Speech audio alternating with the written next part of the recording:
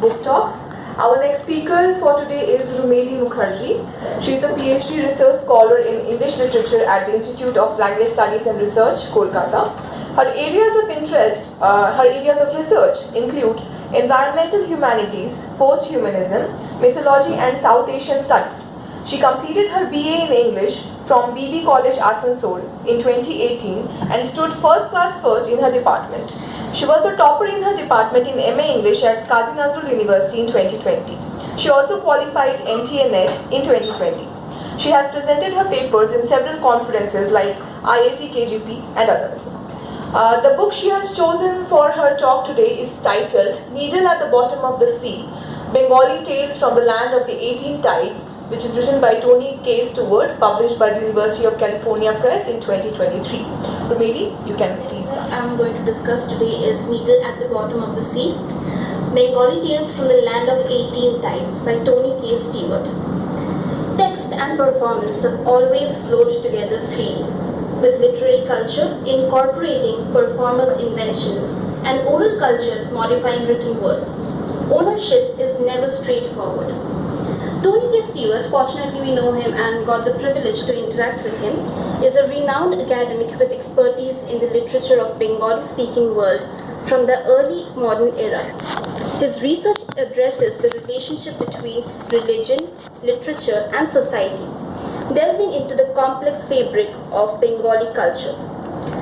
Throughout the early modern era, over 100 authors created an in-between narrative literature on Sufi saints, which is not folk tale or fairy tale, and not history or hagiography. In this text, Stewart skillfully recreates this textuality by piecing together fragments from an extensive array of Mongol kabbos and Peer Kothas to produce a fresh account of the narratives. Situated in Bengal's Sundarban wetlands, where existence is a struggle, is the integrity and dignity are pursued despite corruption and difficulties via the stories of the Sufi saints, mystical transformations and meeting with gods and giants. Taking its name for the native Sundari tree, the Sundarbans, sometimes referred to as the land of the 18 tides or Athirobhati, is the biggest delta on earth, created by the confluence of three major rivers, Ganga, Brahmaputra and Meghna in the Bay of Bengal that includes Bangladesh and India. The abundance and biological diversity of nature is made apparent by the beauty of its mangrove forest. Also, it is a dangerous region where people coexist with tigers, crocodiles, floods and other natural disasters designed to harm mankind. The rise of agricultural civilization in Bengal led to the expansion of Islam and indigenous cults like Bon Bibi, Dokhin Rai and Shotunarayan. All these characters dealt with the Islamic and Brahmanical orthodoxies through procedures of assimilation and negotiation. The Mongol Kabbo was distinct in it that it stipulated a literary form for poets and artists to explore and express these transformations and their challenges. The Rai Mongol discussed here is by Krishna Ram Das. Krishna Ram Das asserted that Dokhin Rai, lord of the southern regions, visited him in a dream and commissioned him to write his story adequately because he was upset that the previous author had turned it into a farce. His rationale for commissioning the text gave us an opening into the workings of the Bengali genre of Mongol Kabbo. Forms that tended to be regional to Bengal, deities that were not universally attested in the ancient Vedic epic or Puranic mythologies. Prolific practitioner of the Mongol Kabbo, Krishnaram Das emphasized on the lesser known deities. Works dedicated to the goddesses Kalika, Shoshti, Shitola, Kamala, and the Rai Mongol translated here are some of his extant writings, significantly shorter in length than the other signal compositions of his predecessors. These short stories lent themselves to less grandiose ritual processes, many of which eventually ended up in the cycle of vrats, the domestic rituals performed primarily by women in the household to ensure the general health, welfare and well-being of the family, whose stories are today known as the Protokothas. In contrast, the massive texts of Manasha, Chondi or Dharma Thakur were given over to larger ritual recitations, often lasting for several nights, that we know as Jagoro. Classification of these pieces as folk literature further contributes to the interpretation of the inclusion of indigenous and subaltern figures by Stewart in this text, such as Bon Bibi Shitola, Ola Bibi, Bara Khan Gaji, and others.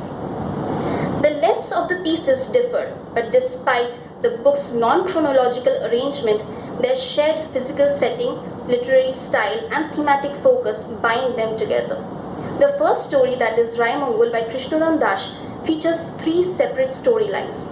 First is a story of Ratai, a woodcutter who accidentally cuts a tree. The tree being one of the favorites of the lord of the southern region, Ratai is thereby called for trial by Dokhin Rai. Dokhin Rai orders Ratai to provide his son as a sacrifice to placate him. Ratai, horrified, grudgingly obeys and is eventually handsomely rewarded for his loyalty. Though the child is resurrected at the end.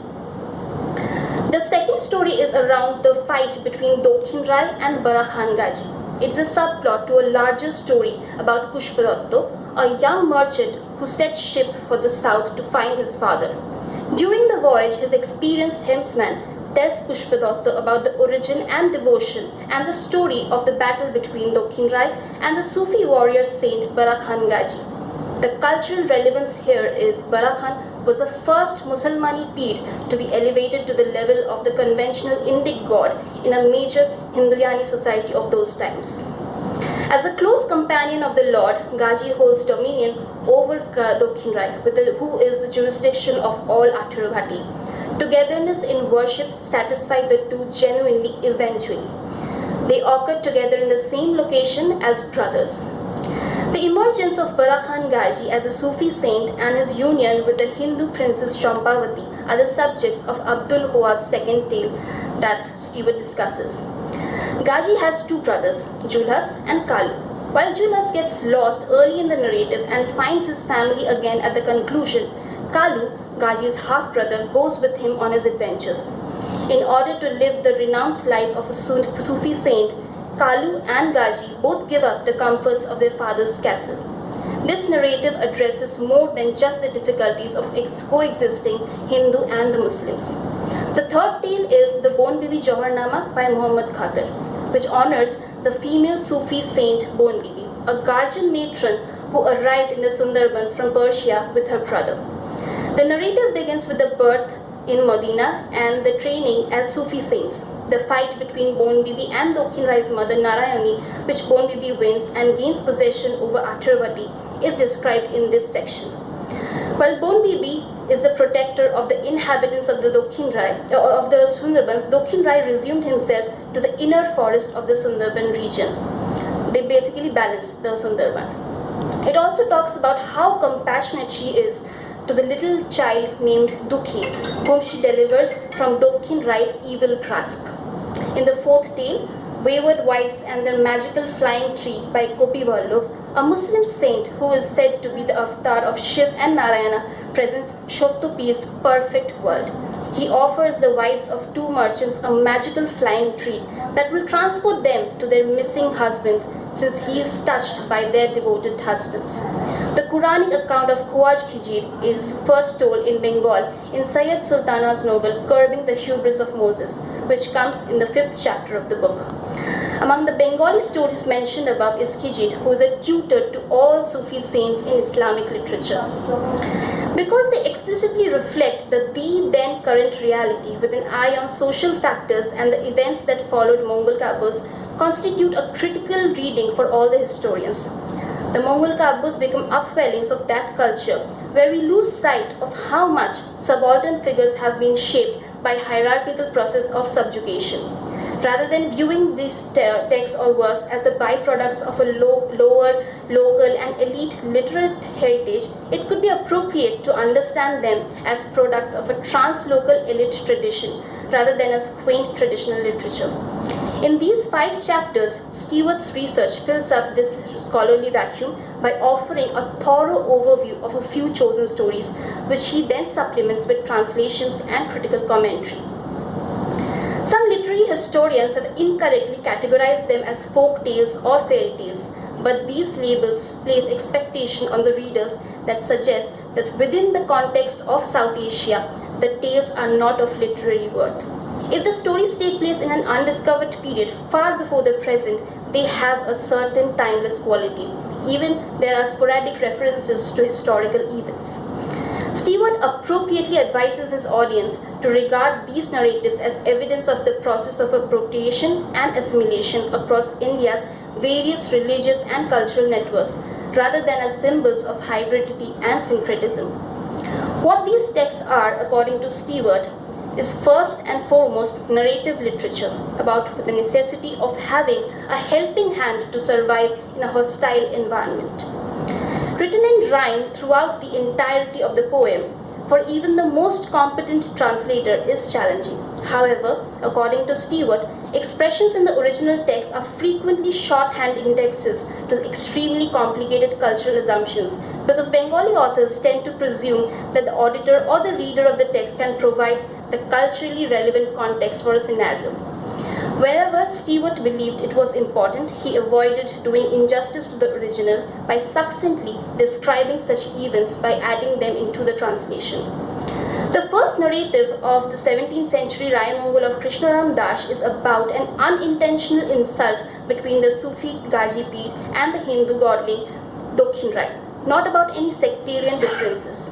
They both kill each other at the same time during the fight's peak. God intervenes in the guise of Shottopir, reprimanding them for their immature actions while holding a Quran in one hand and a Bhagavad Quran in the other. The principal tiger is then turned to by Shottopir, who informs him that human activities in the Sundarbans would soon destroy the mangrove wetlands, making it impossible for any tigers to provide food to their young. It was an early warning of Anthropocene's impending damage, but it brought 4 centuries ago. God himself had delivered a dire warning about the future of land, as Krishnaram writes. The tiger's cub may starve because of human harvesting of the Sundarbans' flora and fauna at an alarming rate. The message could hardly be clearer. Animals and humans must get along, find a balance, just as Aboriginal and exploiter must, just as Hinduyani and Musalmani people must. That seemingly simple refrain ripples throughout all the tales. Only in recent studies do we read about human ignorance about oneself, the world around them, the universe, and their interdependence. But this predicament appeared in such centuries back. It is interesting to find that the animals, especially tigers' conversation in the text. I quote a small portion.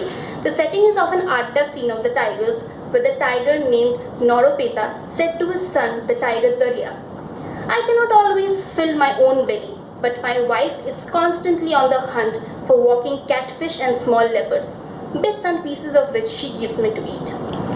Another such instance is again an adda scene of the tigers, where the tigers of the Barakhan Gaji and Dokhin Rai are in a tiff and are parading their courage and valor. One of them says, "I don't really care for elephants, sure, so I eat a large number of cows, and the flesh of human doesn't really suit my taste. They are bitter. Nevertheless, all the beasts of the jungle are frightened at the sound of my name." To which another one says, "When my name is uttered anywhere in the vicinity, the rice pot cracks." When the tigers feel compelled to vent their frustration to the pir, their complaints is like a mirror held up to the human inhabitants of the islands, who see reflections of their own fixations on their appetites, territorial, culinary, and sexual, as well as their woes. They suffer from broken teeth, arthritis, and a slower gait as they age, and these are the complaints they have to the pir. The importance and reputation of Kushum, Kodamful, Shundari, Moina, Parakeet, and how the merchants are always loaded with fresh staple foods in heaps are clear explanation of the abundance of the natural world. The way Gaji Pir transforms his wife once into a tree or a leaf or a flower might speak of Viraha, but also at the other hand extols the anthropocentric control over the pre-inhibited lesser powerful living counterpart. The message seems to be twofold.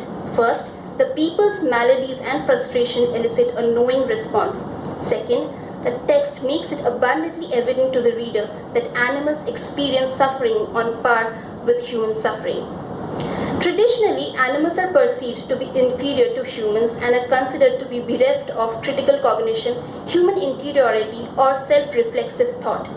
The contention that animals are surface level beings with no depth has been deployed by humans to justify animal abuse and to flatten the cosmos of all non-human creatures under the umbrella term of animal. We may transcend traditional depictions and anthropocentric hierarchical ways of thinking with the aid of this text. Surface interaction between the human and the non-human figures create contact zones with animal worlds, bridging the gap that divides people from animals. Convivially living together with the environment, this piece explores what is it to be like an animal and highlights the fragility of humanity and the gaps in our understanding of them. The non-humans and the Homo sapiens are allies in its truest form in this text.